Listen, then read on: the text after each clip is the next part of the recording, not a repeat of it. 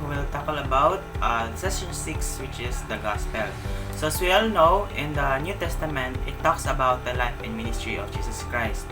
But in this lesson, we'll just focus about the Gospel. So actually, as we all know, we have 4 Gospels, namely the Matthew, Mark, Luke, and John. So that is the first 4 books in the New Testament, which is called the Gospel.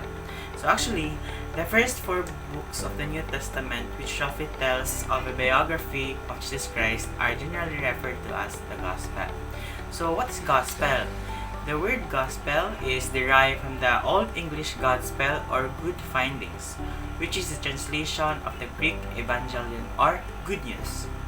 So the 4 Gospels, as I've said earlier, are the Matthew, Mark, Luke, and John.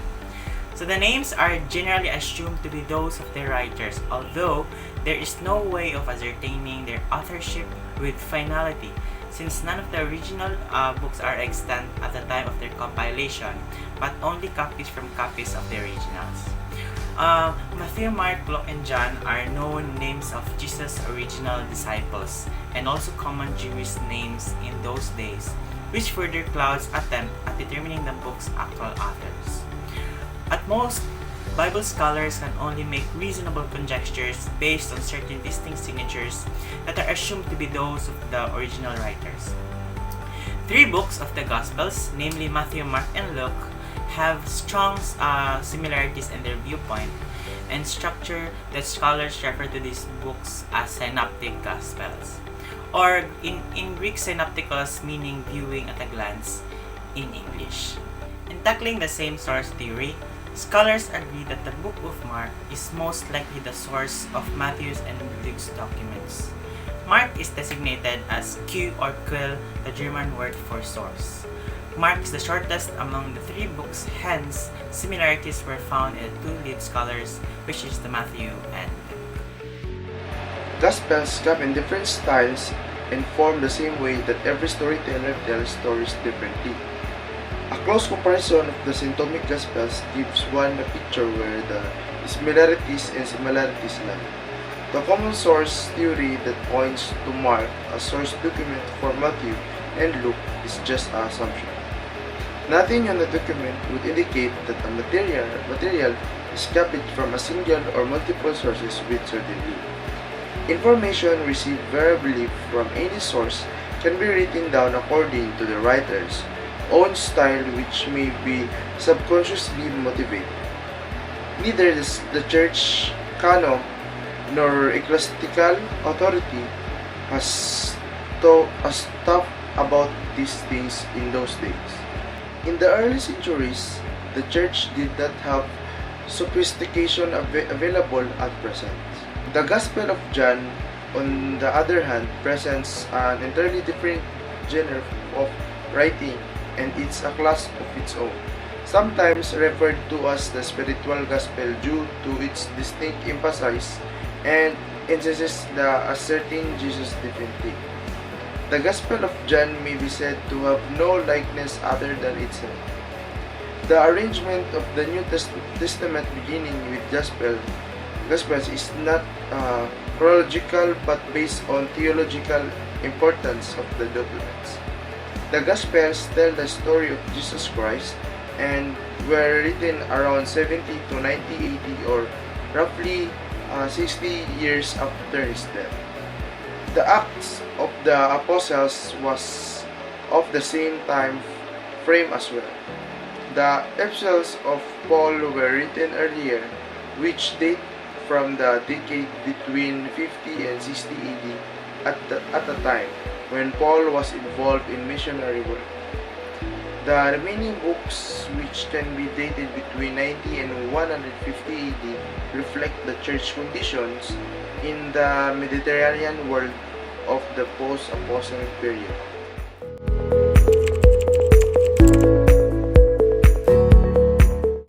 Authorship and purpose of writing. A number of questions would come to mind when handling ancient documents. Who wrote those materials and for what purpose? Knowing the writers and their purpose would aid their readers in understanding their work better. If one takes John's word as to why his Gospel was written, it would be to proclaim and to justify that Jesus Christ is the Son of God. John say, Jesus did many other signs in the presence of the disciples, which are not written in this book. But these are written that you may believe that Jesus is the Christ, the Son of God, and that believing you may have life in His name. Although other Gospels are about John's openly admitted purpose can be assumed to be the same as 3 other Gospels. Even those 50 Gospels may have also been written with the similar purpose of proclaiming Jesus Christ.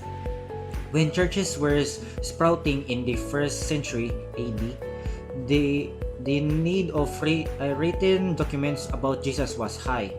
Written materials were an indispensable tool in the life of the community and are essential in worship, for instruction, for proclamation, and for many other use as we use the gospel today. For this reason, several stories about Jesus were copied and recopied. But since Xerox machines were unknown then, some of these materials underwent transcriptions problem. The difficulty of transcribing literary works, coupled with the scarcity of writers and writing materials, may have hampered production. This makes written documents at the time of luxury very few can afford. One can easily assume that just writing was a special skill in those days, and correctness in copying and transcribing with inevitable, which would account for the dissimilarities of written copies. Rather than dumping these works to the trash, most were probably credited as new works under new names and authorship, which was not a remote possibility. Anything that is as useful as the gospel are treasures worth keeping. Materials were rigidly examined to suit prevailing theoretical thinking of the early church fathers and other such texts before these are accepted as authoritative and scriptural. As a final result of this whole accreditation process of the church, whatever lesser purpose that the gospel may have been written were absorbed by the loftier purpose of the church, which uses it for many other reasons. To end this lesson on this video, there is one quote in the topic the gospel saying that all these are told that the readers may believe what the storyteller wants the reader to believe. Or sa Bisaya pa, kinahanglan kini siya nga mga gipang-ingon, kinahanglan ni siya tuhan sa gabasa. Kay aron ang katong gabasa mao pud to iyang isulti sa sunod nga higayon. Kung siya na pud ang mag-story, kay mao mo dapat to ang tuhan. Kay mao pud ang iyang gibasa, mao mo dapat ang iyang tuhan. Nga kani nga iyang gibasa is tinuod ni siya. Kung siya pud ang gabasa, dapat moto pud siya aron iya pud i-share sa sunod pud niya nga magbasa. So, mao na siya. Okay guys, so I hope that you've learned something about our topic or our lesson, which is the gospel. So I know kitang tanan nakabulunan siguro ta sa mga gospel, no? But ang amo lang dinani is mas broad pag ginamo og understanding para gid nga mas makabulong unsa gid ang the gospel. So what does the gospel is all about? So if you have any questions or concerns, just leave the comment on this video, and don't forget to subscribe my YouTube channel Sterilization Kitty for more videos. Okay, that's it. Thank you very much and enjoy for the rest of your lives. Stay.